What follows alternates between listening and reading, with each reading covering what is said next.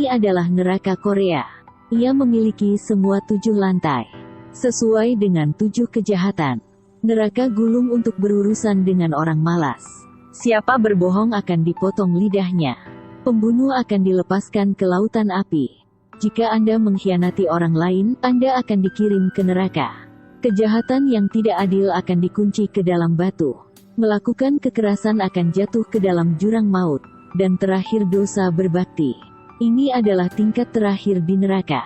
Lebih dari 1000 tahun yang lalu. Hanya sedikit orang yang meninggal bisa melewati tempat ini. Melewati 7 tingkat neraka. Hari ini, tempat ini siap untuk disambut. Pendatang baru yang sangat istimewa. Pria yang meninggal belum lama ini. Nama ia Kim Ja-hong. Sebelum dia meninggal dia adalah seorang pemadam kebakaran. Baru 5 menit yang lalu, dia menggendong seorang gadis kecil. Melompat dari lantai 30 ke tanah. Jatuh keras ke lantai beton. Gadis kecil itu tidak terluka sama sekali. Lari ke pangkuan orang tua. Ja-hong tampaknya baik-baik saja juga. Tapi dia tiba-tiba melihat tidak jauh. Ada 2 orang, seorang pria dan seorang wanita, berpakaian aneh. Dengan diri sendiri. Terbaring diam di tanah. Dia baru tahu. Dia sudah mati.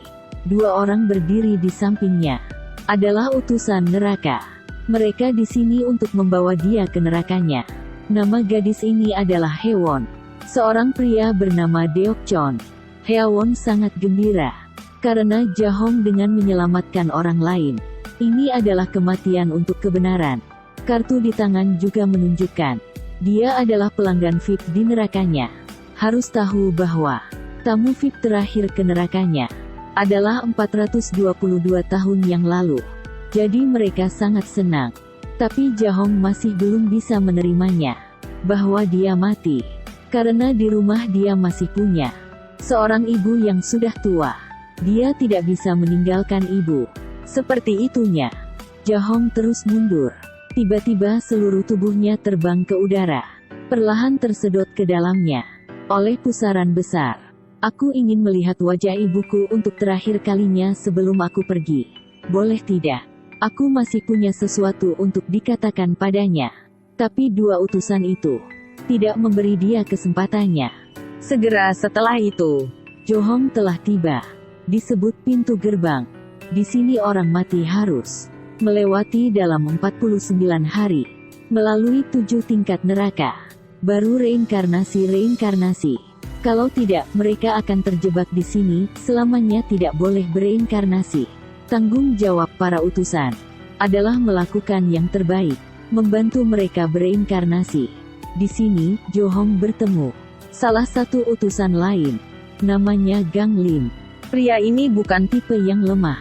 Dia sudah berhasil membantu 47 orang bereinkarnasi. Adalah utusan terbaik. Karena Ja-hong adalah tamu VIP. Diprioritaskan untuk memasuki gerbang. Tapi setelah masuk ke sini, Deok-chon langsung tercengang. Pintu neraka pertama yang harus dihadapi Ja-hong adalah neraka untuk pembunuhan. Menurut aturan dunia bawah, 7 tingkat neraka akan muncul secara berurutan. Kejahatan yang dilakukan oleh orang mati, dari yang ringan sampai yang berat, itu juga berarti pembunuhan. Kejahatan paling ringan punya Ja-hong. Ja-hong sangat sulit dimengerti, karena dia tidak pernah membunuh siapapun. Tapi Deok-chon berkata, secara tidak langsung menyebabkan kematian orang lain. Juga dihukum. Tepat pada saat ini, batu di kaki Ja-hong tiba-tiba retak. Di bawah kakinya ada lautan api. Pada pilar, adalah jiwa orang berdosa yang tak terhitung jumlahnya. Di depan mata dia, adalah seorang hakim dengan wajah galak. Adalah orang yang beroperasi di sini. Raja Beonchung. Alasan mengapa Ja-hong harus berdiri di sini, itu karena dalam kecelakaan, dia udah tinggalkan rekan tim di tempat kejadian, mengakibatkan kematian orang tersebut. Ini adalah kejahatan pembunuhan tidak langsung. Tapi sebenarnya saat itu, persis apa yang kita lihat, tidak akan lama sebelum tempat ini runtuh. Pergi. Cepat pergi. Ternyata masih banyak korban lain saat itu. Masih terjebak di dalam gedung. Dari etika profesi, Jo Hong memutuskan untuk menyelamatkan korban terlebih dahulu. Dia telah menyelamatkan 8 orang secara total. Ketika dia hendak lari untuk menyelamatkan rekan-rekannya, sudah terlambat. Walaupun dia tidak bisa mengeluarkan rekan tim Anda, tetapi dia sudah selamatkan 8 orang lain. Setelah Beon Chung dijelaskan, segera menyatakan Jo Hong tidak bersalah. Kemudian, 4 orang pergi ke pintu sebelah. Mereka pergi ke neraka menghukum kemalasan. Tempat ini akan menghukum orang mati. Waktu masih hidup tanpa usaha yang cukup kemalasan. Tidak berusaha. Orang-orang seperti itu akan dibawa ke sini, menanggung siksaan dari batu-batu yang menggelinding. Perhatikan baik-baik adegan ini. Di atas batu raksasa, ratusan ribu orang melarikan diri dengan panik. Jika malas, akan hancur. Karena semasa hidup mereka malas menatap telepon sepanjang hari, tertawa dan omong kosong. Jadi setelah mereka mati, pergi ke neraka, akan menderita hukuman yang begitu menyakitkan. Dewan Meon Suk, penjaga di sini, adalah seorang wanita tua. Terlihat sangat lembut dan murah hati. Melalui prisma, dia melihat kembali kehidupan masa lalu Jo Hong. Menemukan, dia tidak malas, tapi juga gila kerja. Tidak istirahat bahkan untuk sehari. Mengambil sarang, mengembalakan. Bahkan tidak keberatan dengan bahaya untuk menyelamatkan kucing liar. Dia sangat senang dengan itu. Tidak bisa menahan diri untuk tidak berdiri dan bertepuk tangan. Juga ingin mendirikan monumen bersejarah untuk Jo Hong. Tapi saat dia bertanya, kenapa bekerja keras seperti itu? Dia langsung jawabnya, semua yang saya lakukan adalah untuk uang. Kata-kata yang baru saja terucap, semua orang di sekitar telah berubah. Karena di neraka ini, uang bukan apa-apa. Mereka yang serakah akan uang memiliki tabu besar, dan dihukum sebagaimana mestinya. Jadi dia memberi perintah, batalkan status Jo Hong, membuatnya menderita hukuman batu kilangan. Jo Hong sangat ketakutan, jatuh ke tanah. Utusan segera melompat ke dalam air, tarik rakit kayu kembali. Gang Lim membuka prisma sekali lagi. Jelaskan pada Jo Hong. Pada siang hari ia bekerja sebagai pemadam kebakaran. Pada malam hari menyalakan api. Permisi air panas. Bahkan sampai liburan, dia juga akan pergi ke pasar untuk mengantarkan sayuran. Setiap weekend, dia pergi ke pemandian umum untuk mencuci, membersihkan. Setelah itu, jadi driver part-time. 1 orang melakukan pekerjaan punya 5 orang. Semua yang dia lakukan, semua kerjaan keras itu untuk menghasilkan uang. Karena ibu dia yang tuli dan bisu, dan adik dia selalu ingin menjadi hakim. Ketika Tuhan mendengar, hatinya melunak. Ternyata Jo Hong tidak serakah untuk uang, tetapi karena tekanan hidup. Itu sebabnya dia harus bekerja keras untuk menghasilkan uang. Pada akhirnya, dia kasih keputusan, Jo Hong tidak bersalah. Kemudian, 4 orang terus bergerak maju, ingin pergi ke tingkat neraka berikutnya. Mereka harus duduk di perahu kecil, melalui hutan, baru sampai ke tempat ya. Awalnya ini adalah jalan yang aman. Siapa sangka tiba-tiba di tengah jalan terjadi hal yang tak terduga. Setan yang tak terhitung jumlahnya keluar dari hutan, serang Jo Hong dan para utusan. Deok Chon harus menggunakan sihir untuk menghancurkan tebing, baru lolos. Dia mengatakan roh-roh jahat itu muncul di sini karena dalam keluarganya seseorang telah menjadi iblis dan mati secara tidak adil. Jika tidak segera ditangani, waktu di neraka akan berlalu lebih cepat dan sangat cepat. Setan kecil juga semakin banyak muncul. Untuk menyelidiki kebenaran, Gang Lim memutuskan datang ke bumi untuk menyelidiki. Dia pergi ke rumah Jo Hong, menemukan roh jahat lainnya adalah Su Hong, adik laki-laki Jo Hong.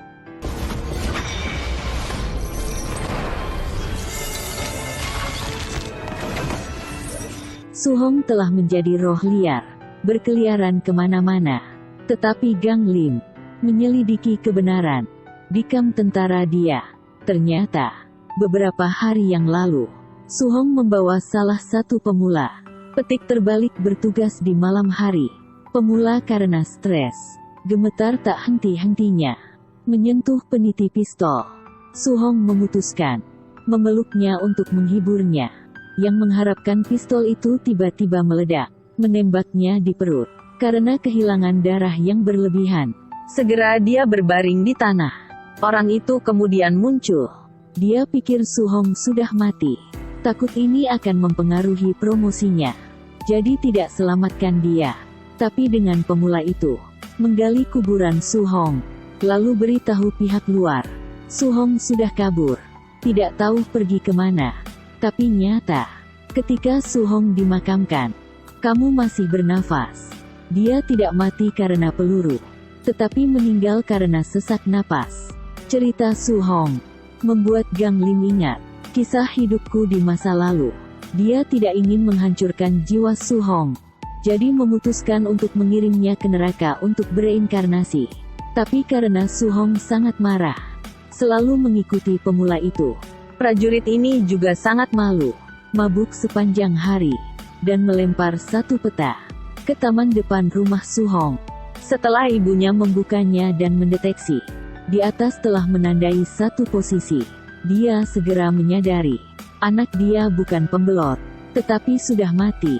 Setelah melakukan hal-hal ini, tentara memutuskan untuk bunuh diri. Suhong tahu itu bukan salahnya bahwa ini terjadi. Jadi mohon Gang Lim, selamatkan anak bodoh itu. Tapi itu tabu utusan mereka, yaitu untuk berpartisipasi dalam urusan duniawi. Suhong mengatakan jika Gang Lim mengambil tindakan, dia akan dengan patuh kembali ke neraka bersamanya. Jadi Gang Lim setuju. Potong talinya, selamatkan orang. Pada saat yang sama, menggantikan Suhong, menyampaikan kata untuk anak itu, teruskan hidup dengan baik. Masalah Suhong telah diselesaikan. Tapi sekarang Johong ada di neraka, menghadapi masalah yang sulit. Dia muncul di neraka berbohong, dan dituduh juga. Dewan yang di sini adalah satu gadis kecil, tidak mendengarkan penjelasan Suhong. Segera perintah, potong lidahnya. Pria ini berbohong saat masih hidup, jadi ketika dia pergi ke neraka lidahnya terpotong. Tepat di saat genting, utusan itu muncul lagi. Buka prisma pertahanan Johong. Ternyata bertahun-tahun ini, dia selalu berbohong kepada dua orang. Johong menulis surat kepada ibunya, berbohong kepada ibunya jika tinggal di luar sangat baik, menikah dan mempunyai anak. Untuk ibu tidak perlu khawatir tentang hidup dia. Dia juga berbohong kepada putri seorang kawan yang sudah meninggal, mengatakan bahwa ayahnya masih hidup dan sehat, biar hati gadis itu tenang. Setelah dijelaskan, baru mengerti, kebohongan Johong semua adalah kebohongan yang baik. Karena itu menyatakan dia tidak bersalah. Biarkan dia pergi ke tingkat berikutnya dari neraka. Karena seluruh hidup Johong hidup dengan integritas, kejujuran, sehingga mudah untuk pergi melalui neraka pengkhianatan dan neraka yang tidak berguna. Tapi tak terduga, dia ditangkap di neraka yang kejam. Selain itu, dia tidak hanya bersalah atas kekerasan, bahwa orang yang dia pukul adalah adik sendiri. Adegan itu muncul dengan jelas, bukti yang menguatkan, sulit untuk diperdebatkan. Tuhan kemudian mengeluarkan keputusan, menghukum Johong jatuh ke dalam jurang. Gang Lim bahkan tidak bisa kembali untuk menyelamatkannya saat ini. Tidak ada jalan lain. Dia hanya dapat meminta untuk menggunakan hukuman bertumpuk. Berarti, jika tingkat neraka berikutnya, Johong bersalah, ia tidak hanya dinyatakan bersalah dan dihukum, dan 3 utusan lainnya juga kehilangan kesempatan untuk bereinkarnasi. Tapi di dalam hati mereka semua tahu, tingkat berikutnya adalah neraka surgawi. Juga merupakan kejahatan terberat Johong. Karena, jangan. Johong mau bunuh ibu dia.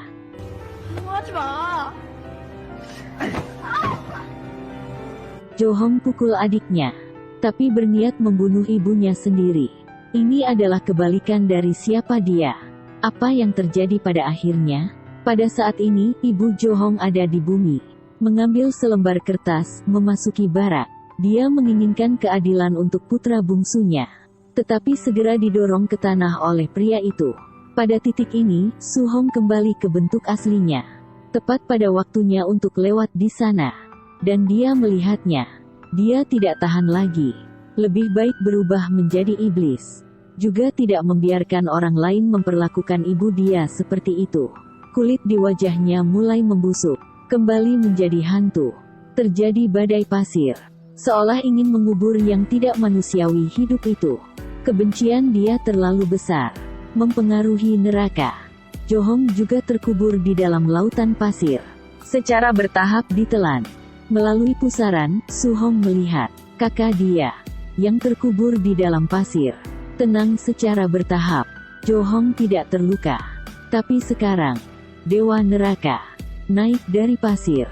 Yang melakukan keyakinan Jo Hong kali ini adalah orang yang paling kuat di sini. Raja Neraka. Hukuman. Terdakwa Kim Jo Hong bersalah. Hewon ingin membela Jo Hong, mengatakan dia melakukannya karena dia sangat putus asa saat itu. Hanya tidak punya uang untuk mengobati ibunya, dan tidak punya uang untuk membeli makanan untuk adik ia. Itu sebabnya ingin meninggalkan dunia ini bersama-sama. Apalagi pada akhirnya, dia tidak pernah melakukannya. Ibunya bahkan tidak mengetahuinya. Untuk semua orang untuk memberi hormat, Raja Neraka segera membuka prisma. Katakan yang sebenarnya, yang bahkan Jo Hong tidak tahu. Ternyata saat dia mengangkat bantalnya, ibunya udah bangun. Tapi dia sengaja berpura-pura tidak tahu apa-apa. Karena ketika dia pergi, tidak lagi menjadi batu sandungan anaknya lagi. Hidup mereka akan menjadi lebih nyaman dan gak susah. Setelah mengetahui kebenarannya,